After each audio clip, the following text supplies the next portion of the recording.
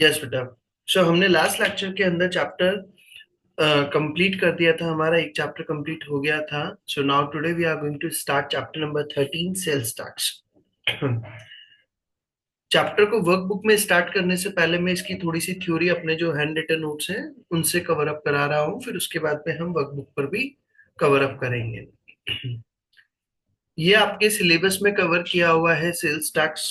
Sales tax का क्या purpose होता है, क्या मीनिंग है, वो सब कुछ हम इसके अंदर रीड आउट करेंगे। सेल्स टैक्स कैसे चार्ज किया जाता है, वो सब कुछ। सर सबसे पहला पॉइंट आता है तो कि सर सेल्स टैक्स तो आज के प्रेजेंट सिनेरियो के अंदर तो बहुत कम हो गया है, अब तो जीएसटी अप्लाई हो गया है। बट आप लोगों के सिलेबस के अंदर अभी भी उसको सेल्स टैक्स को ही कवर किया हुआ है, क्योंकि कुछ कंट्रीज के अंदर अभी भी सेल्स टैक्स अप्लाई होता है, कुछ कंट्रीज के अंदर जीएसटी अप्लाई होता है। तो उन्होंने यहाँ पर आपके सिलेबस के अंदर आप लोगों के सेल्स टैक्स कवर किया हुआ है, तो हम इसलिए सेल्स टैक्स को रीड आउट करेंगे। सेल्स टैक्स हमारा चैप्टर दिया है, चैप्टर नंबर 13। तो मैं अभी सिंपल सा पहले नोट्स में से रीड आउट करा रहा हूँ, फिर उसके बाद में हम इसको वर्कबुक में से कवर अप करेंगे। तो अभी आप सिर्फ समझने पर फोकस करिएगा, लिखने का पार्ट आप बाद में कर लीजिएगा, मैं आपको ग्रुप पर शेयर कर दूंगा। सबसे पहले हम बात करें टैक्स का मतलब क्या होता है। तो जो भी आप गुड्स परचेज करते हैं या सर्विसेज आप लेते हैं या कोई भी आप इनकम अर्न करते हैं, तो कुछ अमाउंट आप उस पर एडिशनल वे में पे करते हैं। जो उसकी वैल्यू होती है उसके अलावा आपको कुछ एक्स्ट्रा अमाउंट पे करना होता है, उसी को हम क्या कहते हैं, टैक्स कहते हैं। एंड टैक्स हमारी एक पे करना, ये हमारी एक ड्यूटी होती है। टैक्स पे करना हमारी क्या होती है, एक ड्यूटी होती है जो सभी पे करते हैं पूरा ऑल ओवर वर्ल्ड के अंदर। आप डायरेक्टली या इनडायरेक्टली वे में हर पर्सन क्या करता है, एक टैक्स पे करता है। आप मार्केट का पैकेट भी परचेज करते हैं तो उस पर भी आप टैक्स पे करते हैं। आप टॉफी भी परचेज करते हैं तो उस पर भी आप टैक्स पे करते हैं। तो हर प्रोडक्ट्स पर एक बेबी बर्थ लेने से लेकर के पर्सन की डेथ होने तक वो जो भी अपनी लाइफ चलता है उसमें हर सिचुएशन पर कहीं ना कहीं वो डायरेक्टली इनडायरेक्टली वे में टैक्स जरूर पे करता है। It is an burden which person have to pay compulsorily. एक तरह का बर्डन होता है जो पर्सन को पे करना कंपल्सरी होता है, उसके पास कोई ऑप्शन नहीं है। टैक्स हमारे दो तरह के होते हैं, direct tax and indirect tax. Direct tax क्या होता है, charge on the particular person, जो किसी पर्टिकुलर पर्सन पर चार्ज किया जाता है वही पर्सन उस टैक्स को पे करेगा and can not recover from others. वो टैक्स के अमाउंट को वो दूसरे लोगों से रिकवर नहीं कर सकता। मैंने अगर आप पर चार्ज किया तो आपको आपकी पॉकेट में से ही पे करना होगा, आप दूसरे से रिकवर नहीं कर सकते। फॉर एग्जाम्पल इनकम टैक्स, पहले चलता था वेल्थ टैक्स, जिसको कहा जाता था रिच पर्सन्स का टैक्स, अमीरों का टैक्स। भाई आपके पास में अगर 1 करोड़ से ज्यादा की अगर प्रॉपर्टीज है, ज्वेलरी है, तो आपको गवर्नमेंट को टैक्स पे करना पड़ता था 1%। जितनी की आपकी टोटल प्रॉपर्टी की सब चीजों की वैल्यू निकाली जाती थी, आपके पास ज्वेलरी कितनी है, आपके पास प्रॉपर्टी कितनी है, और उनका ओवरऑल वैल्यू 1 करोड़ से जितना ज्यादा वो होता था उस पर आपको 1% टैक्स देना पड़ता था। प्रेजेंटली इसको खत्म कर दिया गया है, तो कि लोगों ने अपोजिशंस किए। अगर मैं बात करूं आज से 5 to 7 years पहले तक ये टैक्स रनिंग में था। अब इसको खत्म कर दिया गया है क्योंकि लोगों ने अपोजिशन किया भी, तो कि क्या कंट्री के अंदर अगर हम अमीर हैं, हम रिच पर्सन हैं, हमने अपनी मेहनत से पैसा कमाया, तो क्या गुनाह कर दिया है क्या? हमने कोई गलती कर दी है क्या? अगर ये गरीब है तो कोई इसकी गलती है? हम मैं अमीर हूं तो मेरी गलती तो नहीं है, मैंने मेरी मेहनत से पैसा कमाया है। तो भी ये डिस्क्रिमिनेशन क्यों हो रहे हैं? तो वहां पर फिर गवर्नमेंट ने इसको खत्म कर दिया है। तो बेसिकली एक एग्जांपल मैंने दिया है, इनकम टैक्स, वेल्थ टैक्स, ये हमारे क्या होते हैं, डायरेक्ट टैक्स। डायरेक्ट टैक्स जिस पर्सन पर चार्ज किया जाता है वही पर्सन देता है, वो किसी और से रिकवर नहीं कर सकता। सेकंड होता है इनडायरेक्ट टैक्स। इनडायरेक्ट टैक्स क्या होता है, this amount of tax charge on the particular person, वो एक पर्सन पर चार्ज किया जाता है और then it can be shifted from one person to another person, और फिर वो एक पर्सन से दूसरे पर्सन को शिफ्ट होता जाता है। For example GST, goods and service tax, सबने पढ़ा हुआ होगा, आई थिंक सबको थोड़ा बहुत पता होगा, क्लास 11 के अंदर भी पढ़ा हुआ है आपने। आपने अगर और कुछ भी आप कर रहे हैं तो वहां पर आपने जीएसटी का थोड़ा बहुत आपने इंट्रोडक्शन जरूर लिया होगा। GST, goods and service tax, sales tax, ये सब कुछ हमारे क्या है, इनडायरेक्ट टैक्स। गवर्नमेंट ने मान लो टैक्स चार्ज करा होलसेलर पर, फिर होलसेलर ने चार्ज करा रिटेलर से, फिर रिटेलर ने चार्ज किया कंज्यूमर से, तो वो हमारा क्या हो गया, indirect tax. In indirect tax at last liability to pay tax of consumers. और इनडायरेक्ट टैक्स के अंदर लास्ट लाइबिलिटी किसकी आ जाती है, कंज्यूमर की आ जाती है। अल्टीमेटली वो जो टैक्स पे करना है वो किसको पे करना होता है, कंज्यूमर को पे करना होता है। उसी के अंदर हम जैसे एग्जांपल ले, मान लो गवर्नमेंट ने इम्पोज किया टैक्स किस पर, मैन्युफैक्चरर पर। गवर्नमेंट ने टैक्स इम्पोज किया किसको, मैन्युफैक्चरर को। मैन्युफैक्चरर ने क्या करा, वो गुड्स 100 रुपीज का बनाया था, 100 रुपीज का बना करके उसको सेल कर दिया, अपना 10 रुपीज का प्रॉफिट ऐड करके किसको, होलसेलर को। होलसेलर ने वो गुड्स परचेज करा 110 में, अब उसमें अपना प्रॉफिट ऐड करके 150 में किसको सेल कर दिया, रिटेलर को। फिर रिटेलर ने अपना प्रॉफिट ऐड करा और ऐड करके किसको सेल कर दिया, 200 रुपीज में कस्टमर को। एक पर्सन दूसरे पर्सन को कंटिन्यूअसली क्या करता जा रहा है, गुड सेल करता जा रहा है। तो यहाँ पर सपोज अगर मान लो मेरा सेल्स टैक्स का रेट है कितना, 10%, तो सेल्स टैक्स हमेशा हर स्टेज पर लिया जाएगा। गवर्नमेंट ने मैन्युफैक्चर से लिया, मैन्युफैक्चर से कितना लिया होगा, आपने भाई गुड्स कितने में सेल करा है सर, 100 रुपीज में, तो लाओ भाई 100 रुपीज का 10%, कितने रुपए दे दो, 10 रुपीज दे दो मुझे। अब मैन्युफैक्चर का रोल खत्म हो गया, हट जाओ भैया आप लाइन से। अब आ जाओ भैया होलसेलर, अब आपने किसको दिया था, होलसेलर को, लाओ होलसेलर आ जाओ भाई। आपने कितने रुपए पे गुड सेल करा सर, 150 पर, 150 का 10% कितना होता है, 15 रुपीज। लाओ 15 रुपीज दे दो। सर रुको, सर 15 रुपीज क्यों दूं मैं, क्योंकि सर मैं 10 रुपीज का टैक्स तो पहले ही दे चुका हूँ। सर कहाँ दे चुके हो, सर ये मैन्युफैक्चरर ने मुझसे रिकवर कर लिया था ना। मैन्युफैक्चरर ने क्या करा था, जब मुझे गुड सेल करा था, 100 रुपीज का गुड सेल करा था, और 10 रुपीज क्या करे थे, मुझसे टैक्स के पैसे ले लिए थे। तो अल्टीमेटली मैंने क्या करा था, होलसेलर ने 10 रुपीज, ये जो होलसेलर है वो 10 रुपीज ऑलरेडी पे कर चुका है। तो हमेशा जब सेल्स टैक्स वगैरह होता है तो जितना अमाउंट आपने कलेक्ट करा है और उसमें से जितना अमाउंट आप ऑलरेडी डिपार्टमेंट को पे कर चुके हो, उस अमाउंट का आपको क्या मिल जाता है, बेनिफिट मिल जाता है। गवर्नमेंट बोलती है तो क्यों बाकी का पैसे दे दो। आपने अगर 100 रुपए में से आप 15 रुपीज आप ऑलरेडी दे चुके हो मुझे, भाई आपका 150 का 10%, 15 रुपीज अगर आप टैक्स ऑलरेडी मुझे कलेक्ट किया है, जिसमें से आपने 10 रुपीज ऑलरेडी अगर पे कर दिया, तो आप मुझे 5 रुपीज ये तो दे दो। गेटिंग माई पॉइंट, ये पॉइंट समझ में आ गया यहाँ तक का, यहाँ तक का सर पॉइंट। लिख दीजिए। भाई सिंपल सा पॉइंट में जो बोल रहा हूँ, मैन्युफैक्चरर ने क्या करा था, गुड सेल करा था 10 रुपये, उसको तो सेल्स टैक्स आया, तो गवर्नमेंट क्या करती है, हर स्टेज पर टैक्स कलेक्ट करती जाएगी। मैन्युफैक्चरर से कलेक्ट कर लिया, फिर होलसेलर से कलेक्ट करेगी।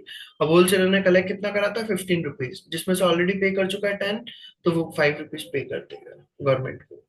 फिर आया रिटेलर, रिटेलर ने सेल्स टैक्स कितना कलेक्ट करा, 200 रुपीज का 10%, 20 रुपीज, उसमें से ऑलरेडी पे कर चुके हैं वो 150 का 10%, कितना, 15 रुपीज, तो वो गवर्नमेंट को कितना पे कर देगा, 5 रुपीज। तो बेसिकली सेल्स टैक्स के अंदर होता क्या है, जितना अमाउंट आप पे कर चुके हैं ऑलरेडी डिपार्टमेंट को, उतना अमाउंट आप क्या कर दीजिए, जो टैक्स आपने कलेक्ट करा था उसमें से माइनस करके डिफरेंस अमाउंट आप डिपार्टमेंट को पे कर दीजिए।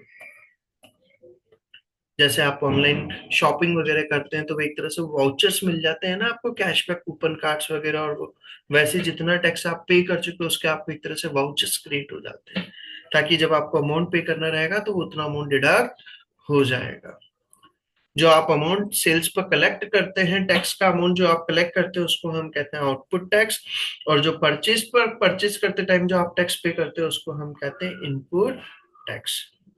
सेल करते टाइम जो आप टैक्स कलेक्ट करते हैं उसको कहा जाता है आउटपुट टैक्स, और परचेज करते टाइम जो आप टैक्स पे करते हैं उसको हम कहते हैं input tax. Is it clear to everyone, यहाँ तक का पॉइंट क्लियर है सबको, यहाँ तक का पॉइंट क्लियर है सभी को। ये सर। चलिए, टैक्स का मीनिंग हमारा हो गया, टैक्स का मतलब मैंने बता दिया भाई, जो भी आप अमाउंट वगैरह कलेक्ट करते हैं उसके टाइप्स बता दिए, डायरेक्ट टैक्स और इनडायरेक्ट टैक्स, और फिर मैंने उसका एक एग्जांपल बता दिया गवर्नमेंट किस तरह से हर स्टेज पर टैक्स कलेक्ट करती है।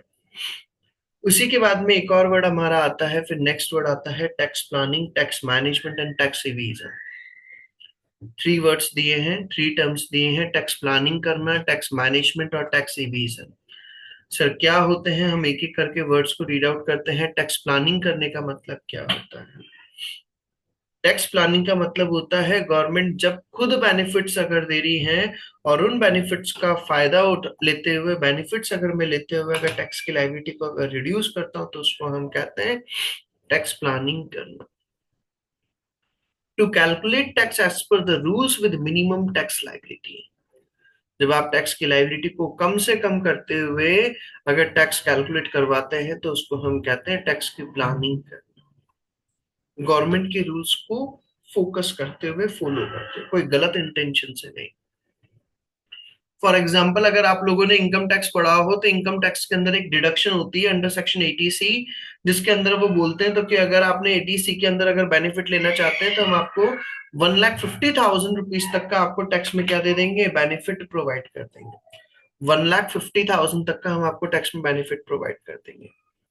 आप सर किन चीजों के लिए, आप अगर अपनी LIC कराते हैं, लाइफ इंश्योरेंस कॉर्पोरेशन से LIC वगैरह से अपना इंश्योरेंस कराते हैं, आप अपने बच्चों की ट्यूशन फीस पे करते हैं, हॉस्टल फीस वगैरह पे करते हैं, तो हम आपको 1,50,000 रुपीज तक टैक्स में बेनिफिट देते हैं।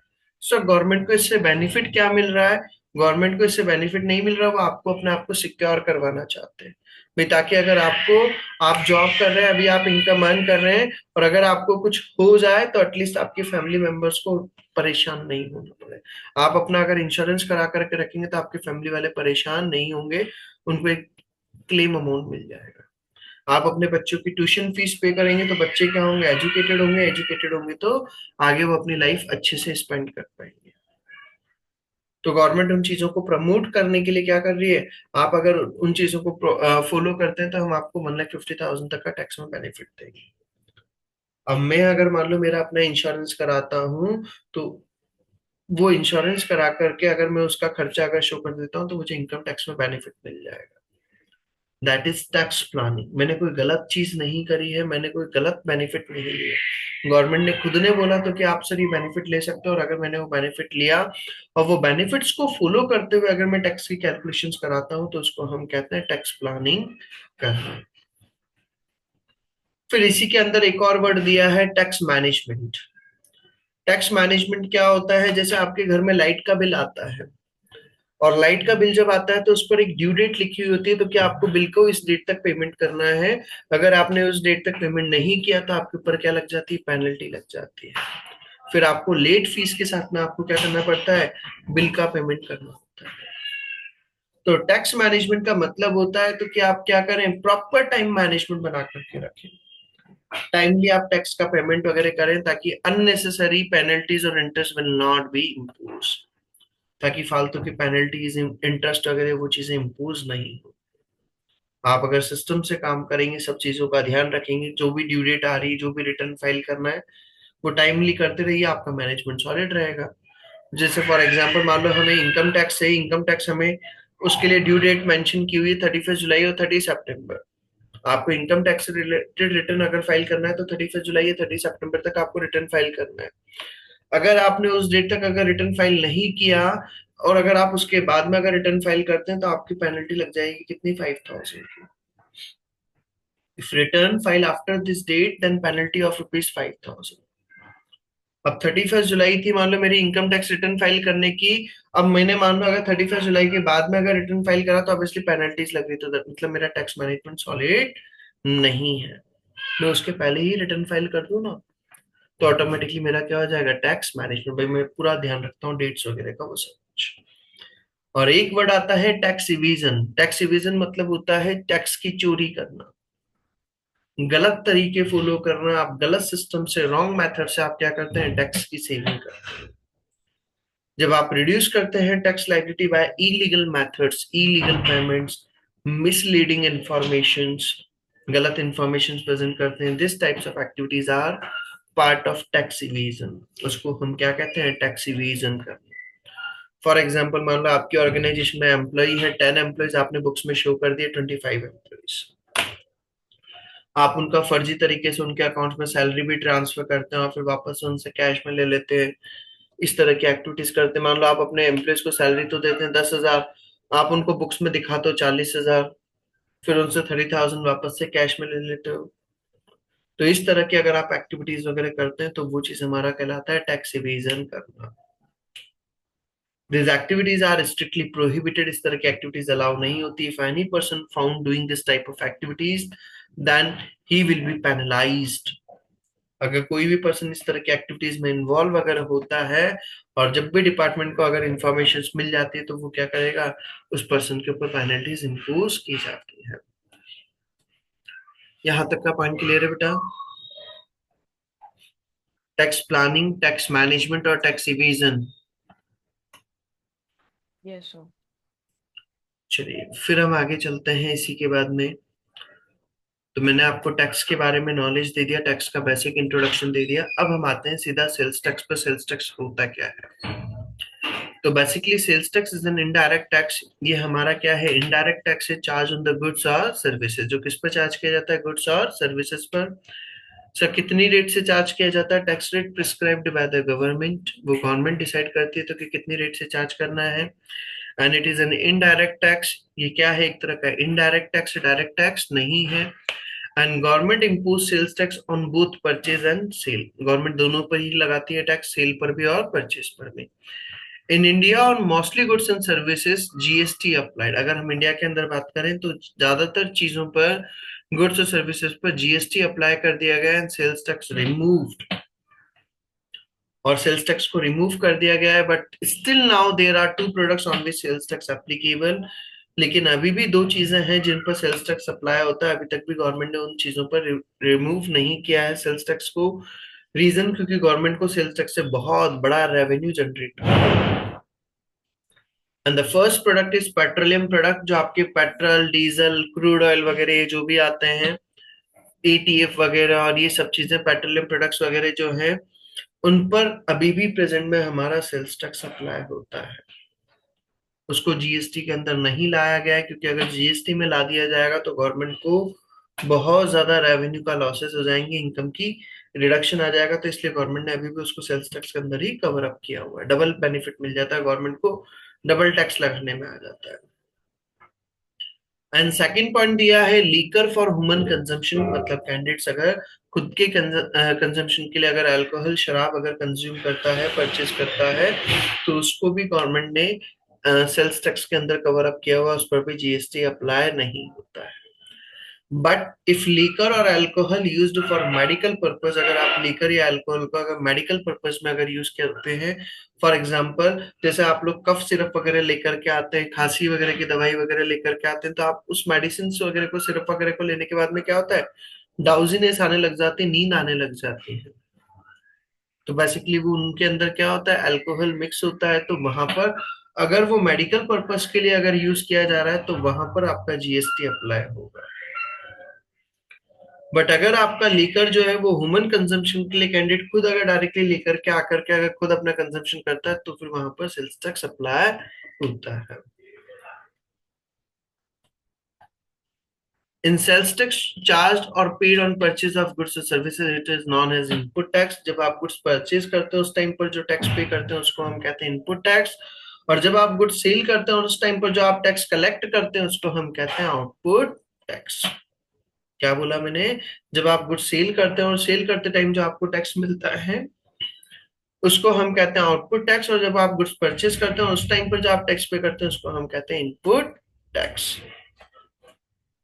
वही आपका आउटपुट टैक्स में से क्या हो जाता है? इनपुट टैक्स को माइनस करके डिफरेंस अमाउंट को हम क्या कर देते हैं? पे कर देते हैं गवर्नमेंट को। भाई मान लो आपने अगर कलेक्ट करा 13 का और उसमें से ऑलरेडी आप 10 रुपीज का पे कर चुके, तो आप डिपार्टमेंट को कितने रुपए और पे करेंगे? 3 रुपीज का और पे करना होगा।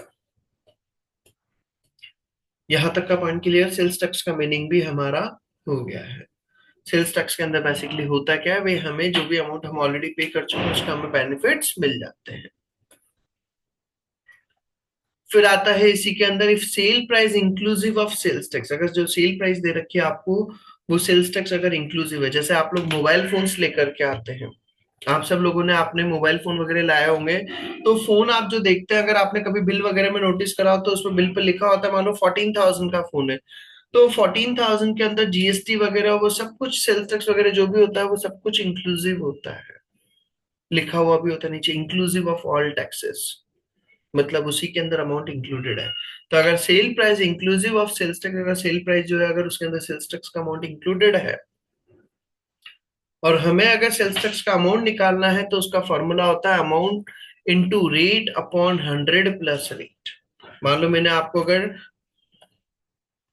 15,000 में फोन अगर सेल किया है और उसमें 12% जीएसटी है, तो इंटू 12/112, तो वो हमारा क्या आ जाएगा सेल्स टैक्स का amount 15,000 into 12/112, that will be 1607। ये मेरा क्या हो गया सेल्स टैक्स का अमाउंट। समझ में आ गई बात।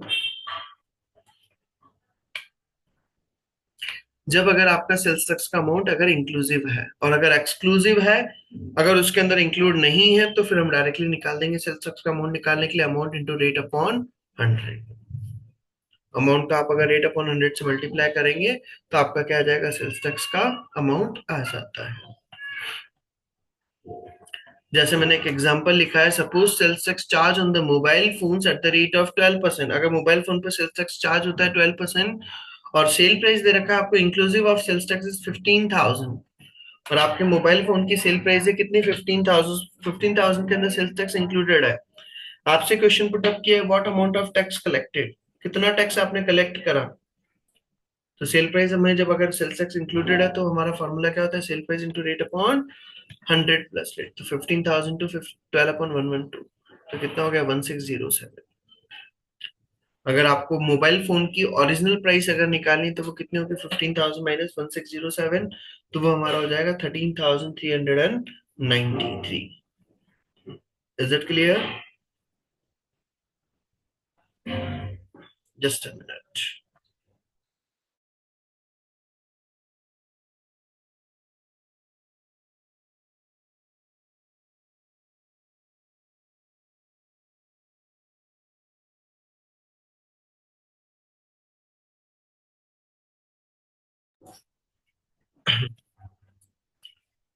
तो यहां तक का पॉइंट हमारा हो गया जब अगर हमारा अमाउंट क्या होता है इंक्लूसिव ऑफ सेल्स टैक्स होता है। अगर इसी के अंदर वो क्वेश्चन में अगर बोल देते if sale price of mobile phone exclusive of 15% sales tax, अगर मोबाइल फोन है 15,000 का फोन है और उसके अंदर सेल्स टैक्स इंक्लूड नहीं है, आपको अलग से चार्ज करना है, तो what amount of sales tax collect, तो हमारा कैसे निकलेगा sales tax is equal to sale price into rate upon 100। तो 15,000 इंटू 15%, तो वो डायरेक्टली आ जाएगा कितना 2250, तो आपका टोटल सेल प्राइस आ जाएगा 15,000 प्लस सेल्स टैक्स का अमाउंट 2250, तो टोटल फिगर हो जाएगा आपका कितना 17,250। ये हमारा क्या आ गया टोटल सेल प्राइस। अगर आपका एक्सक्लूसिव है और इंक्लूसिव है दोनों कंडीशंस मैंने बता दी है। एक सेकंड।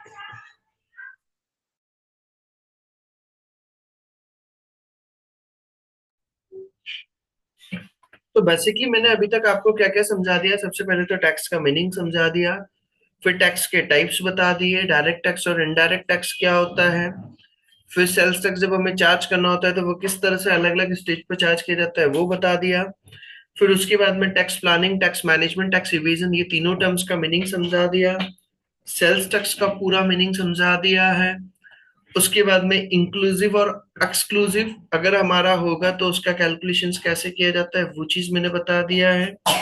और अगर आप गुड्स सेल करते हैं और उस टाइम पर अगर टैक्स कलेक्ट करते हैं तो उसको हम कहते हैं आउटपुट टैक्स, और अगर टैक्स आप गुड्स परचेज करते हैं उस टाइम पर आप अगर टैक्स पे करते हैं तो उसको हम कहते हैं इनपुट टैक्स। यहां तक का हो गया।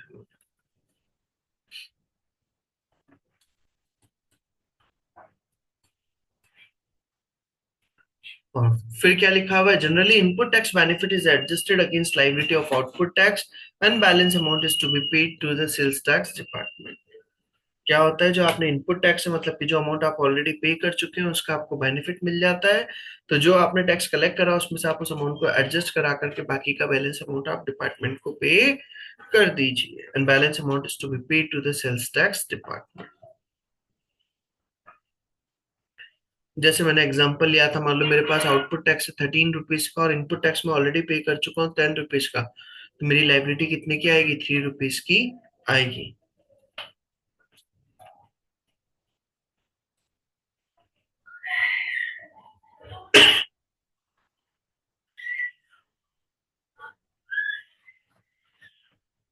अब इसी के बाद में फिर हम आगे बात करें सेल्स टैक्स से रिलेटेड हमारी जनरल एंट्रीज क्या बनेगी।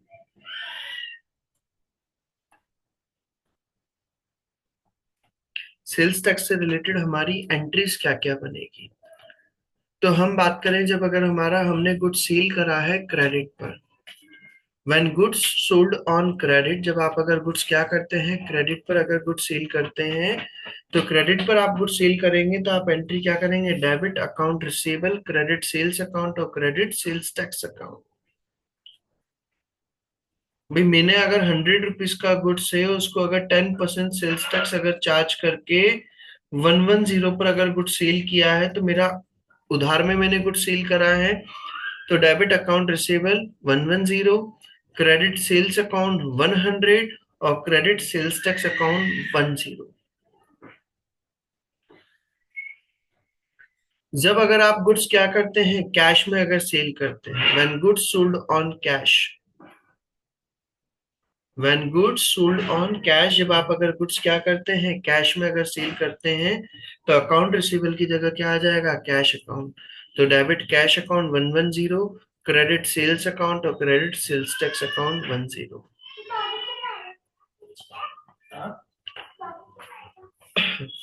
गुड्स अगर क्रेडिट में सेल करते हैं और कैश में सेल करते हैं, दोनों पॉइंट बता दिए। जब आप अगर गुड्स परचेज करते हैं क्रेडिट में, तो क्रेडिट में जब आप गुड्स परचेज करते हैं तो हम एंट्री क्या करते हैं, डेबिट परचेज अकाउंट। गुड्स आपने परचेज करा, 50 का गुड्स परचेज करा, तो debit purchase account. Debit sales tax, input tax जो भी आपका होगा, अभी मैंने अभी हाल बताया था, जब आप गुड्स परचेज करते हैं उस टाइम पर जो आप टैक्स पे करते हैं उसको हम कहते हैं इनपुट टैक्स। तो डेबिट सेल्स टैक्स अकाउंट और क्रेडिट अकाउंट पेबल। उधार में आपने गुड्स परचेज करा है तो अकाउंट पेबल को हम क्या कर देंगे, क्रेडिट कर देंगे। When goods purchase in cash, अगर आप गुड्स कैश में परचेज कर रहे हैं, तो debit purchase account, debit sales tax account और क्रेडिट कैश अकाउंट। ये 4 एंट्रीज में कोई डाउट है बेटा? नॉर्मल एंट्रीज हैं, बेसिक एंट्री, इनमें कोई डाउट है क्या? No sir. नहीं। इसी के बाद में फिफ्थ पॉइंट दिया है, when input tax adjusted against output tax. जब आप अगर इनपुट टैक्स को क्या करते हैं आउटपुट टैक्स के अगेंस्ट में एडजस्ट करते हैं, तो इनपुट टैक्स को जब आप आउटपुट टैक्स के अगेंस्ट में अगर एडजस्ट करते हैं, जैसे हम यहाँ पर बात करें, मान लो मैंने सपोज गुड सेल करा था और सेल करते टाइम मेरे पास 10 रुपीज का मैंने टैक्स कलेक्ट करा, और जब मैंने परचेज करा था उस टाइम पर मैं ऑलरेडी 5 रुपीज पे कर चुका हूँ। मैंने क्या करा था, आउटपुट टैक्स था मेरा बेटा 10 रुपीज का, और इनपुट टैक्स था मैंने जब गुड्स परचेज करा था उस टाइम पर ऑलरेडी पे कर चुका हूँ 5 रुपीज का। तो मुझे कितना पे करना होगा डिपार्टमेंट को, और tax to be paid 5 rupees. 5 rupees मुझे और पे करना होगा, तो हम एंट्री क्या करेंगे भाई, हम आउटपुट टैक्स को नॉर्मली क्या करते हैं, क्रेडिट करते हैं, तो एडजस्ट करने के लिए हम क्या करेंगे, डेबिट करेंगे। तो डेबिट सेल्स आउटपुट टैक्स और credit sales tax input tax और क्रेडिट बैंक अकाउंट। 10 रुपीज मेरा डेबिट हो गया, जो नॉर्मली हमने क्रेडिट करते हैं तो उसको हमने डेबिट करके बंद कर। इनपुट टैक्स को हम डेबिट करते तो हमने बंद करने के लिए क्रेडिट कर दिया, डिफरेंस अमाउंट का हमने पेमेंट कर दिया credit bank account. Input tax output tax से एडजस्ट हो गया और बाकी का अमाउंट हम डिपार्टमेंट को पे कर देंगे। If output tax is less than value of input tax, sir अगर अपोजिट हो जाए, मान लो मैंने कलेक्ट करा 10 रुपीज बट मैं ऑलरेडी अगर डिपार्टमेंट को 15 रुपीज पे कर चुका हूं, तो क्या होगा, if output tax is less than value of input tax then balance remaining of input tax will be carry forward to the next year. जो आउटपुट टैक्स था वो हमारा क्या है, less than value of input tax, मतलब कि मैंने बेटा आउटपुट कर, मतलब आउटपुट टैक्स मैंने कलेक्ट करा था 10 रुपीज, जबकि मैं ऑलरेडी पे कर चुका हूं 15 रुपीज। मुझे 5 रुपीज और क्या करना है, डिपार्टमेंट से लेना है क्या, ड्यू फ्रॉम डिपार्टमेंट। तो डिपार्टमेंट से मुझे 5 रुपीज लेना है, तो वो हमारा नेक्स्ट ईयर की उसमें क्या हो जाएगा, लाइबिलिटी में चला जाएगा।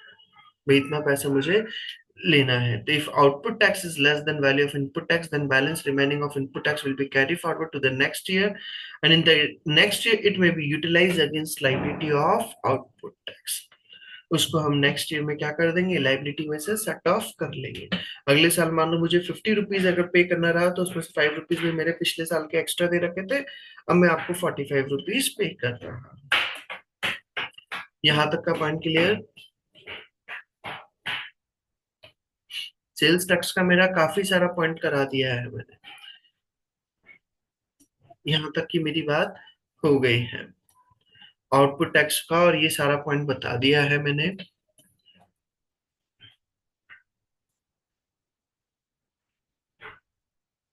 अब इसी से रिलेटेड जैसे हमें बोला है, क्वेश्चन दे रखा है, a business buy raw material for $115। एक बिजनेस है जिसने क्या करा, रॉ मटेरियल परचेस करा, कितने का, $115 का, inclusive of sales tax at the rate of 15%, जिसमें सेल्स टैक्स है कितना, 15%, and sell the finished product for $287.50। और उन्होंने फिनिश्ड प्रोडक्ट सेल करा कितने पर, $287.50 पर। गुड्स परचेज करा था 115 पर और सेल करा है 287.50 पर, inclusive of sales tax at the rate of 15%। आपसे पूछा है calculate input tax, output tax and amount due to और due from sales tax department. आपको इनपुट टैक्स, आउटपुट टैक्स और डिपार्टमेंट को कितना पैसा देना है, लेना है, वो चीज कैलकुलेट करना है। तो आउटपुट टैक्स निकालने के लिए हम क्या करेंगे, हमने टैक्स कितना कलेक्ट करा, तो 287.50 इंटू 15/115, तो वो कितना हो जाएगा, 37.50 आउटपुट टैक्स। इनपुट टैक्स की अगर मैं बात करूं, मैंने गुड्स परचेज करा था कितने पर, 115 पर, तो 115 इंटू वही इंक्लूसिव है, तो 115 इंटू 15/115, तो कितना हो गया, 15। मैंने कलेक्ट करा था 37.50 और ऑलरेडी पे कर चुका हूँ 15। मुझे बैलेंस अमाउंट क्या करना है, डिपार्टमेंट को पे करना है, कितना, 22.50 डिपार्टमेंट को पे करना है। यहां तक की बात हमारी हो गई है। सेल्स टैक्स का मैंने इंट्रोडक्शन बता दिया, उसका कैलकुलेशंस बता दिया, उसकी जर्नल एंट्री बता दी है, कंसेप्ट समझा दिया है पूरा इसका। अब इसके बाद में फिर हमारा दिया है सेल्स टैक्स कंट्रोल अकाउंट। वो चीज मैं आज नहीं समझाऊंगा क्योंकि फिर ज्यादा हो जाएगा आपका। आप इसमें आज का पहले यहाँ तक का जो मैंने ये करवाया है, क्वेश्चन नंबर फर्स्ट तक का, यहाँ तक का आज आप कंप्लीट कर लीजिए। इसके आगे का बाकी का रिमेनिंग पार्ट हम कल कंप्लीट करते हैं, ताकि कल कल में हमारा मेजर पार्ट हो जाएगा, 2 लेक्चर के अंदर ये चैप्टर मेरा फिनिश हो जाएगा। Is it clear? Yes sir. ये जो आज का मैंने पढ़ाया है इसको नोट डाउन कर लेना पूरा बेटा, सेल्स टैक्स से रिलेटेड। कॉपी के अंदर मैं अभी नोट शेयर कर दूंगा, तो आप उसको कॉपी के अंदर नोट डाउन कर लीजिएगा। और ओके सर। बाकी का मैं कल कराता हूँ सेम टाइम पर, इसमें आगे का हम रीड आउट करते हैं। ओके बेटा, थैंक यू एवरीवन। सर हाँ बोलिए बेटा। सर एक ये चीज पूछे सर, वो जो प्रीवियस क्लासेस की रिकॉर्डिंग अपलोड नहीं हो रही है यूट्यूब पे। इस क्लासेस की आपको रिकॉर्डिंग्स रिक्वायर्ड है? Yes sir. ठीक है, मैं आपसे व्हाट्सएप पे मुझे बात करो, मैं आपको बताता हूँ। और सर एक और डाउट था, ये सेल्स टैक्स से रिलेटेड। इससे रिलेटेड है? सेल्स टैक्स जो सर आपने अभी पढ़ाया, हाँ बोलो।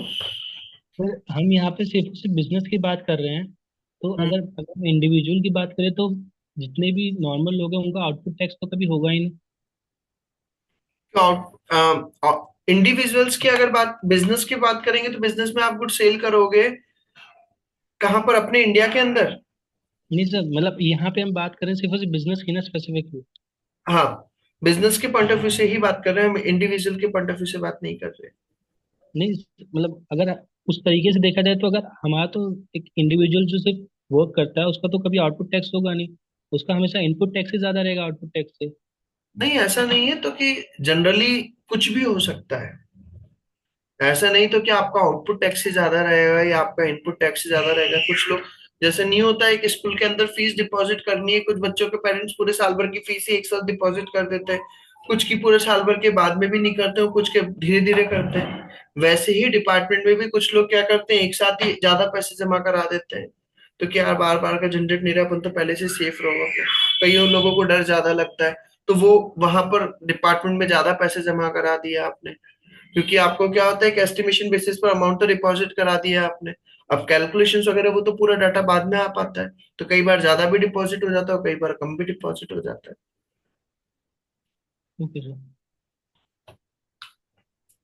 चलिए यहाँ तक आप कंप्लीट करें, बाकी का हम कल करते हैं इसी सेम टाइम पर। ओके बेटा, थैंक यू एवरीवन।